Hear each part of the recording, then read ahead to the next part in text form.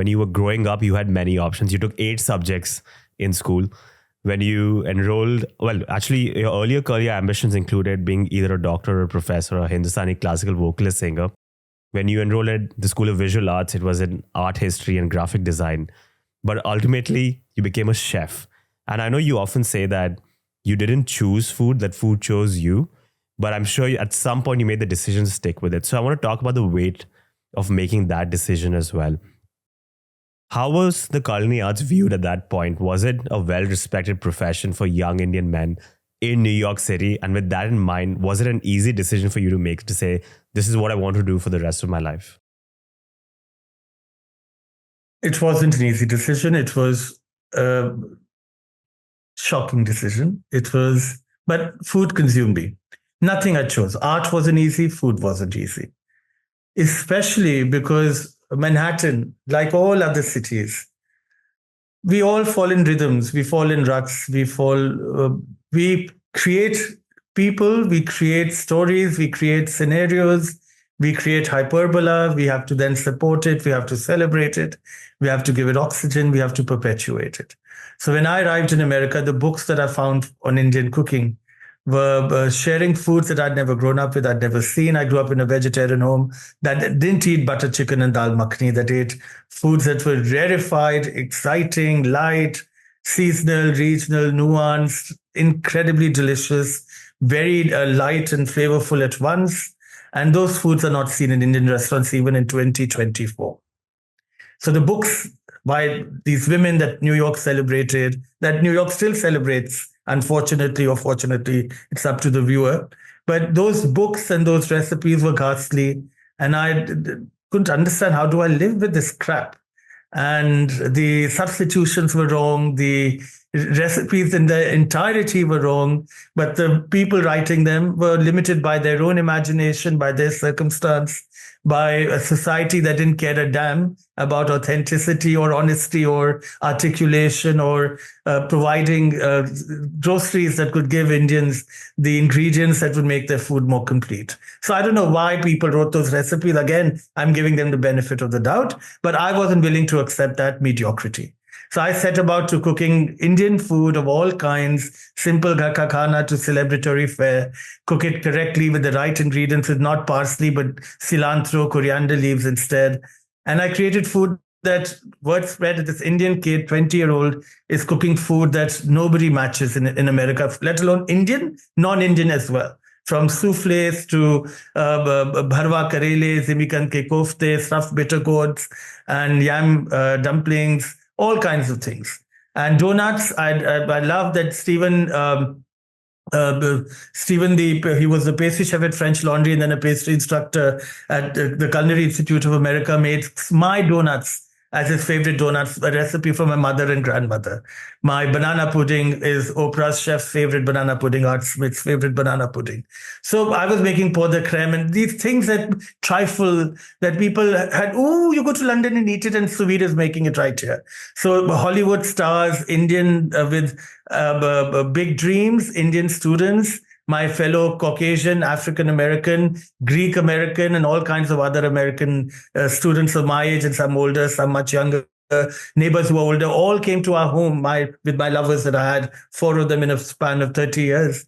They were shocked at the food I would make, and that food spoke for itself.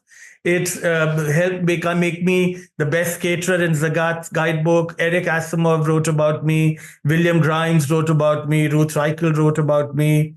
Frank Bruni wrote about me. And there was another gentleman who wrote from the Times that wrote about me. But then all the other non-critics like Marianne Burroughs and many others, Cynthia Rosenfeld for other publications overseas. I was written in every paper, newspaper, magazine, blog, news, TV shows, radio shows, because people were talking about the food they'd never eaten before. And that was the renaissance of how New York was changing. I was one of the beginnings of change coming in Manhattan. I did it, and other people from other countries did it, and soon it became a movement of all the food of the Southern people, which is not Southern, globally Southern people, the global South, people who are not Caucasian, Northern American, conquistadors or colonists, to the food of those people who the colonists had raped, plundered, looted, pillaged, and left without humanity and decency and any hope, who had all still eaten and shared and come of age and found their food, their calling, and their lives, and created them back despite all the evils done to them. My food represented one part of that story. And America is celebrating a lot of that food, not always in a good way. Not America, every country, all of media, all of humanity. We love creating stories, creating a hype. Sometimes there's no there. And I think the food movement is in a very dark place these days. One of my closest friends was one of the greatest American restaurateurs, Eddie Schonfeld, an expert in Chinese cuisine, and ran some of the best tables of Manhattan. Eddie said to me, one of the last things he said when I met him before he died of cancer too soon, too young, he said to me, Bubala, we are in a dirty, dark place in the food scene in America and overseas. It will take around 10 years for it to come back, because that's the cycle of fashion and art. We go bad, we come back up.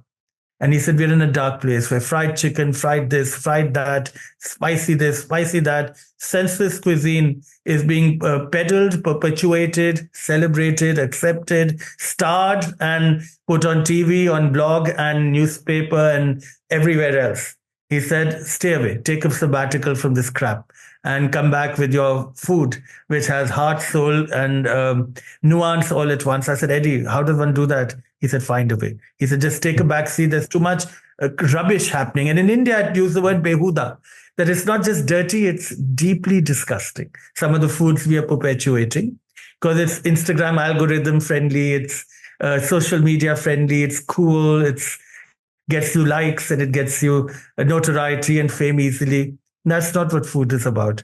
Food, like any other piece of any other art form, is about cultural celebration, cultural accumulation of the different nuanced layers of a cultural ethos of a place. There's so much to food. When we work with all of that, when we share it with pride, when we cook it with mindfulness, when we connect it to a past, but are making it thinking about the future, when we are sustainable in how we are today, but also worry about what tomorrow shall be, it is then that we make food that's authentic, smart today, delicious now, and good for the future. And I think that's what we are not doing right now. But I hope all of us that are still involved in the food business keep putting ourselves more mindfully forward, and we do less noise and more gravitas.